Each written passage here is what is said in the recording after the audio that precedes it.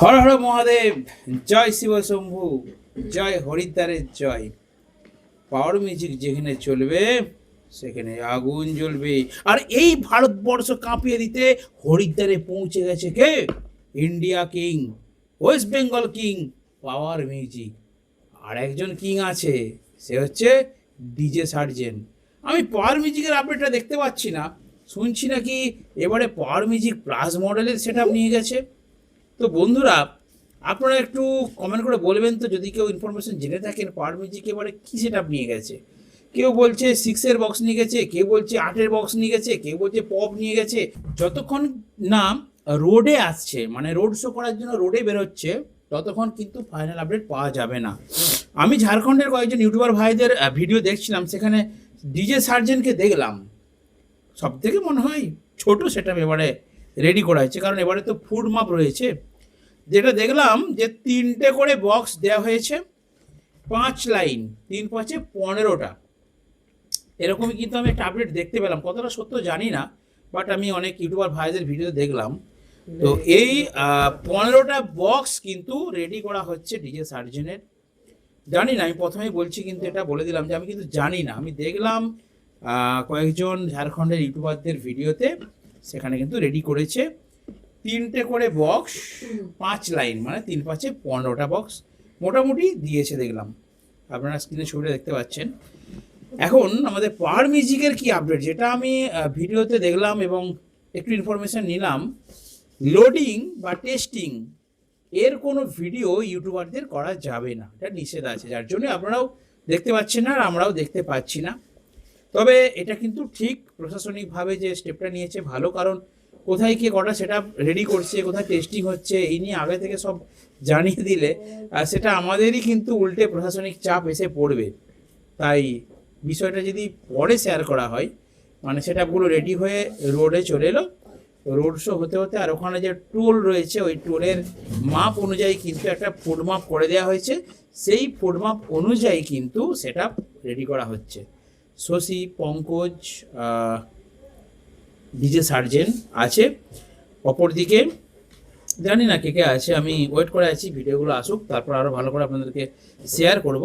তবে কেউ যদি যেতে চান হরিদ্বার, আপনারা কিন্তু যেতে পারেন।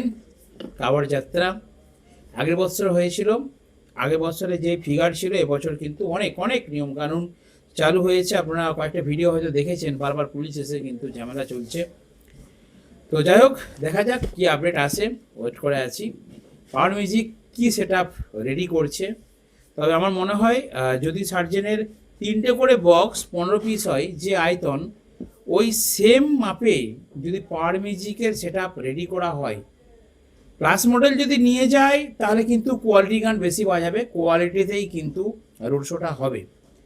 আর অ্যাকচুয়ালি আগের বছর পপ নিয়ে গিয়েছিল, পপের তাণ্ডব অত্যাচার, অতিষ্ঠ হয়ে গেছে সমস্ত মানুষ। সেই জন্য এবছর হয়তো চিন্তাভাবনাটা বদলেছে।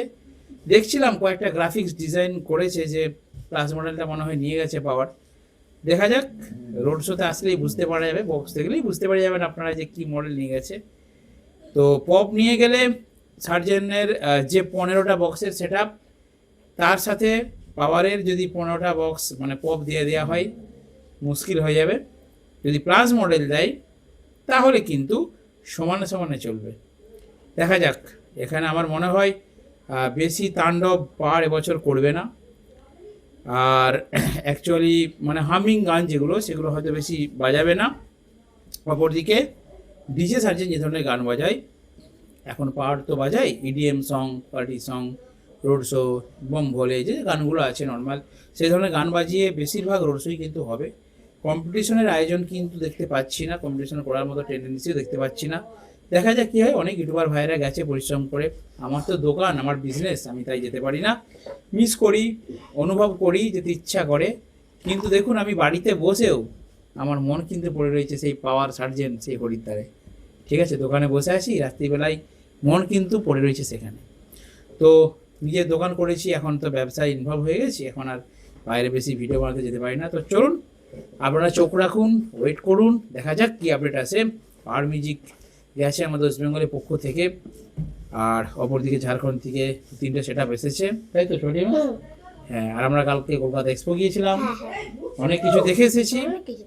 তো চলুন দেখা হবে বন্ধুরা নেক্সট ভিডিওতে। পার মিনিট ট্রেনে চলবে, সেখানে কি চলবে? আগুন জ্বলবে, আগুন। আগুন জ্বলবে। ডায়লগটা দিয়ে নেক্সট একটা ধামাকাদার ভিডিও আসছে।